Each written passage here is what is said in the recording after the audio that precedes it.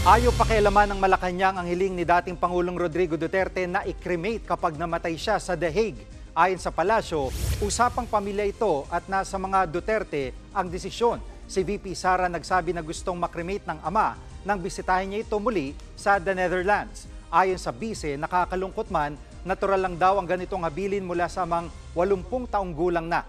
Nangangayayat daw ang dating Pangulo pero hindi naman nangihina. 4 na buwan na sa The Hague ang dating Pangulo matapos arestuhin sa kasong crimes against humanity.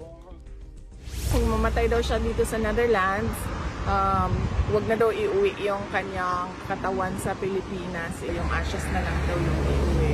Mabuti na rin yun na alam nating lahat kung ano yung kanyang last wishes para magagawa yon kapag nangyari. Para naman kina Senador Bato de la Rosa at Bongo, mainam na dito sa ating bansa gugulin ng dating Pangulo ang kanyang mga huling sandali.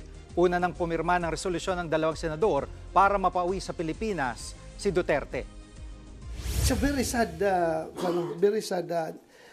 information. So sana kung mamamatay man siya, dito lang siya mamatay sa Pilipinas, huwag doon sa ibang bansa. Para naman